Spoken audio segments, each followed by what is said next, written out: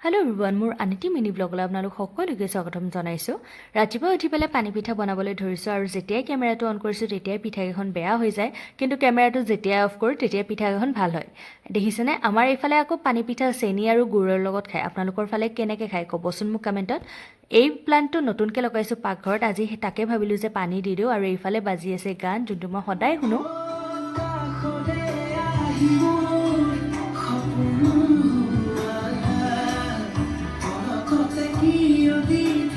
কিছুমান গান সকলোৱে ভাল নাপায়, কিন্তু মই ভাল পাওঁ কাৰণ মোৰ অন্তৰখন চুই যায়। আৰু মোৰ অন্তৰখন চুই যোৱা গান কিছুমান আছে যোনবোৰ মই শুনি বহুত বেছি ভাল পাওঁ, সেইকাৰণে পুৰণা হ'লেও আপোনালোকে মাইণ্ড নকৰিব। আমাৰ ঘৰলৈ আনিলোঁ এইটো নতুন মেম্বাৰ, আৰু এইটোক দেখিছেনে বিৰাট মৰমত মানে ৰাখিম।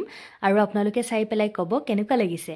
বহুত বেছি মৰমীয়াল, আৰু মানে আমাৰ একেবাৰে টাইমটো কোনফালে যায় আজিকালি গমেই নাপাওঁ। চ' ইয়াক লৈ পেলাই ভিডিঅ' আৰু দিম। আজিলৈ ইমানেই, সকলোকে বাই।